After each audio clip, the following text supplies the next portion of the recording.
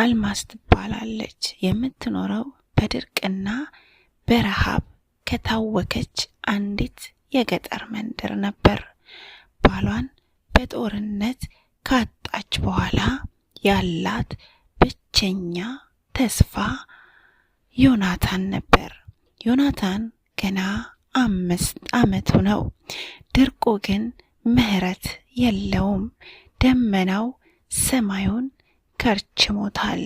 መሬቱ ተሰነጣጥቋል። አልማዝ በየቀኑ የምታየው የልጇ ጉንጭ መሰርጎድና አይኖቹ ብርሃን ሲያጡ ነበር። አንድ ምሽት ዮናታን በደከመ ድምፅ እማዬ ሆዴን አመመኝ ሲላት አልማዝ በቤት ውስጥ የሚቀመስ ምንም እንደሌለ ተረዳች። ያኔ ነበር አንድ ከባድ ውሳኔ የወሰነችው። ልጄ እዚህ ተቀምጦ ከሚሞት በእግሬ ተጉዤ አገር አቋርጬ የተሻለ ሕይወት ወዳለበት ቦታ እወስደዋለሁ ብላ ለራሷ ቃል ገባች። ጉዞ በጨለማ ተጀመረ። አልማዝ ልጇን በጀርባዋ አዝላ ጥቂት ውሃ በቆርቆሮ ይዛ ጉዞዋን ወደ ባዕድ አገር ቀጠለች። መንገዱ ግን አልጋ ባልጋ አልነበረም። የቀኑ ፀሐይ ቆዳዋን ይገፋዋል።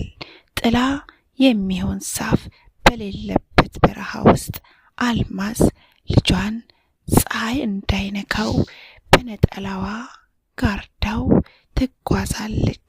እግሮቿ በሾህ ተወግተው ደም እየፈሰሱ ነው።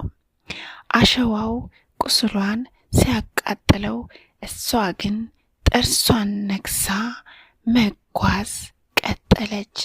አልማዝ ያገኘችውን ጥቂት ደረቅ ዳቦ ለልጇ ትሰጥና እሷ ግን እኔ ጠግቤያለሁ ልጄ፣ ቅድም በልቻለሁ ትለዋለች። በእውነት ግን ሆዷ ባዶ ነበር።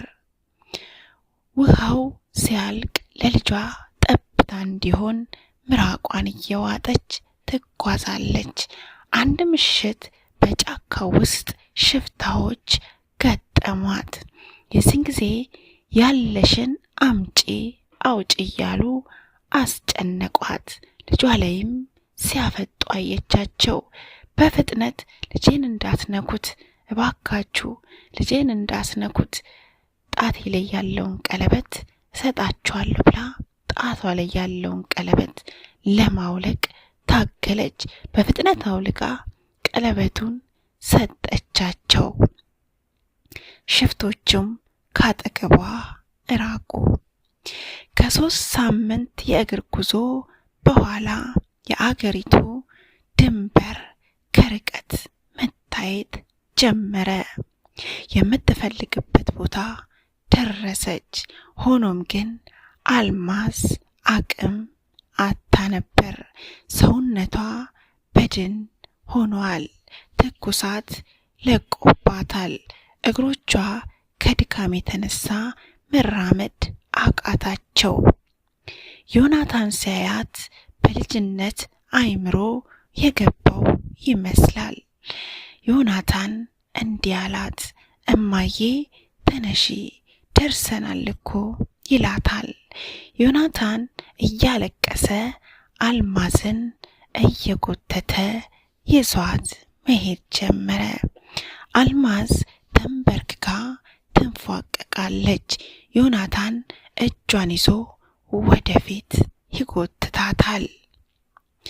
እየተሳሳቡ ወደፊት ሄዱ።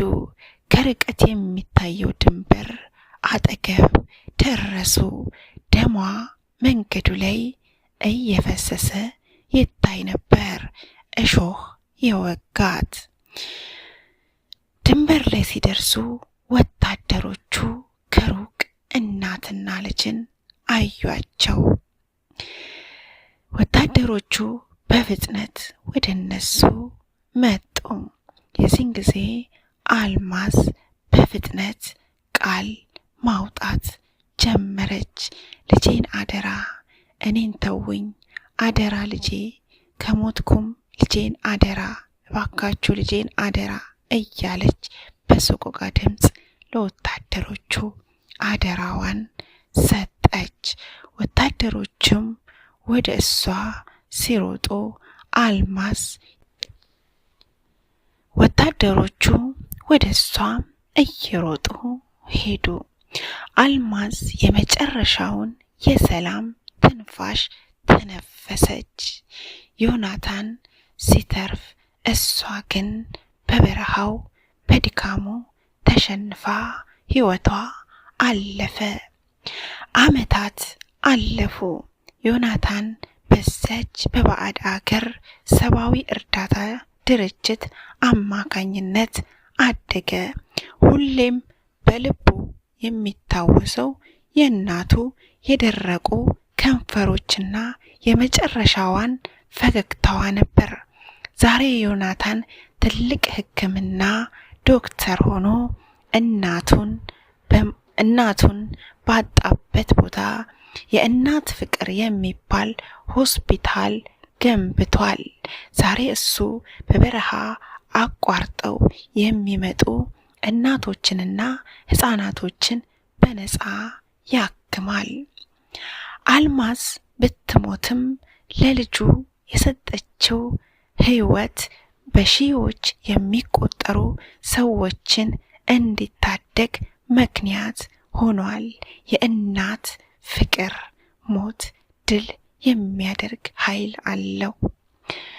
ታሪኩ ይሄ ነው። እጅግ በጣም ያሳዝናል። እናት ለልጇ ሁሌም መስዋዕት መሆን አይሰለቻትምና አልማዝም አይኗ ያየ ልጇ ከሚሞት የመረጠችው ራሷን አሳልፋ ሰጥታ ራሷን መስዋዕት አድርጋ ልጇ ረጅሙን ኑሮ በደስታ እንዲኖርላት ነበር። ተሳክቶላታል። እሷ ብታልፍም ግን ለልጇ ተስፋ ሆና ዳግም ቆሞ ሄዶ ለሌሎች ተስፋ እንዲሆን እዛውም ዶክተር ሆኖ ኖሮ ሌሎችን እንዲያግዝ እንዲሆን ሆኖላታል። ፈጣሪ ጸሎቷን ሰምቷታል። እጅግ በጣም የሚያሳዝን ታሪክ ነው። ታሪኩ ከተመቻችሁ ለሌሎች ሼር አድርጉት። ላይክ እያደረጋችሁ ሀሳብ አስተያየት ካላችሁ ደግሞ ኮሜንት ላይ አስቀምጡልኝ። በሚቀጥለው ቪዲዮ እስከምንገናኝ ሰላም ሁኑ። ስለምታዳምጡኝ ከልብ አመሰግናለሁ። ክበሩልኝ።